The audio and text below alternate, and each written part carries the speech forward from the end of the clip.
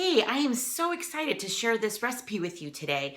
I am getting ready for a dinner tonight that the Phillips FamBam is coming to. We're so excited to have Danny and Tina come over, and it's for Danny's birthday. So I wanted to have a nice dessert, and today I'm going to make Nacho Mama's banana pudding. I know a couple of you have asked for it, so let's get started.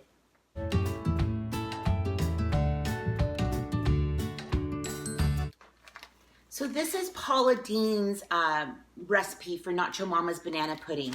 And what you're gonna need for it is 2 bags of the Chessman cookies.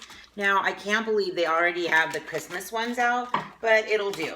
I find that Walmart has them the cheapest price. So that's a good place to go to get them.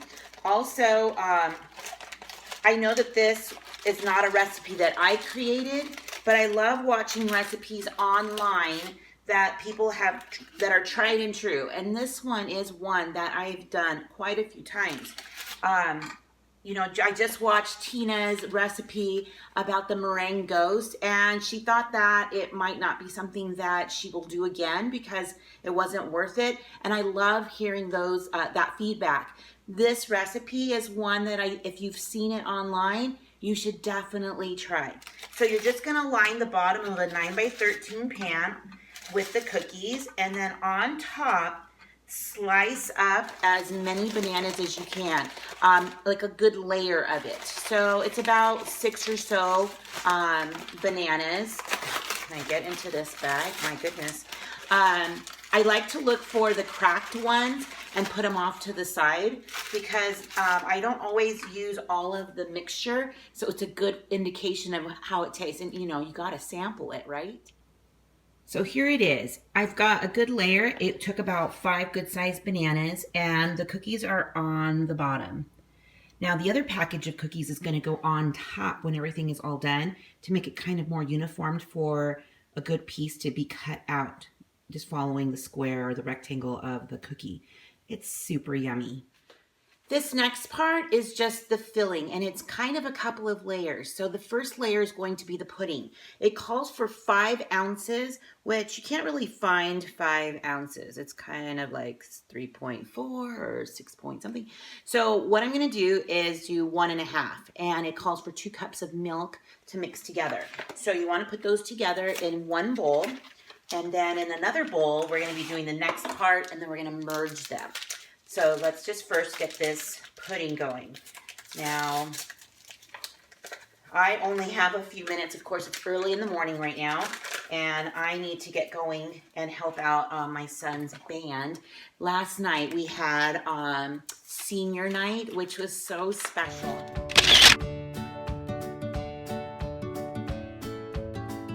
We've been waiting 4 years for this, and I cannot believe I have a high school senior.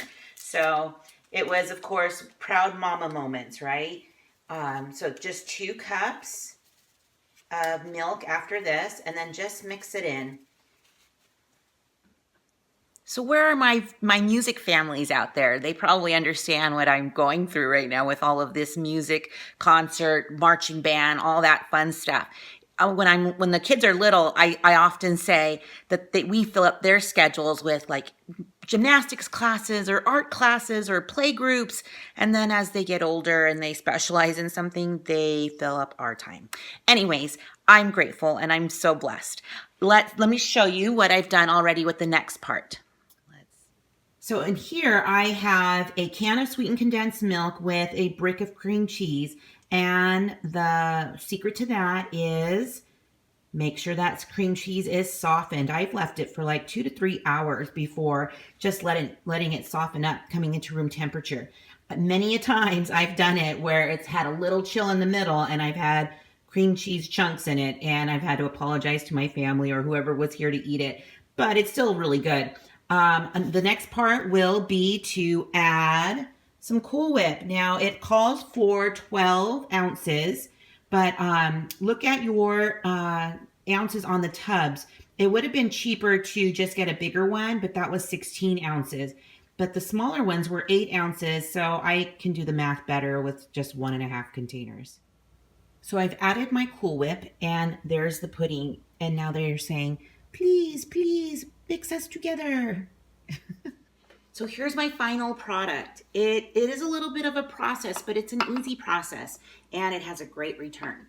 So you just pour that on top of the bananas, the cookie banana mixture or crust, whatever.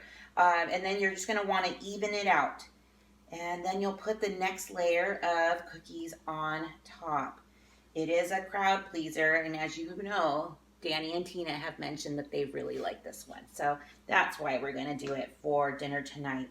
In my next video, I'm going to, which I'm gonna be doing today, when I get back from taking care of the band's lunch needs, is my husband is going to grill a London broil, and we're gonna make brisket sandwiches, so to say. They're gonna be barbecue sandwiches, and so I'll kind of show that process too. He is a fabulous barbecuer. So I'm just going to just kind of spread that evenly, and then it's fun to put the cookies on top. It's kind of just nice and bright. You can't really tell. I'll take a picture of it at the end. And then all this leftover, that's what you use the cookie crumbles for, the broken ones. And then it's just right on top. You just kind of line them on the top just like you did the bottom. And it makes a beautiful dessert to take to somebody's home or just to serve in your home. I hope you love this recipe, and I hope you try it because it's not so hard. It's just a little bit of a process, but like I said, it is delicious.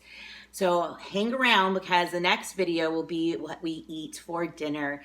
And I'm so glad that you're here. And like I said, you know what's coming out next. You know what I'm rolling out next. So stay tuned.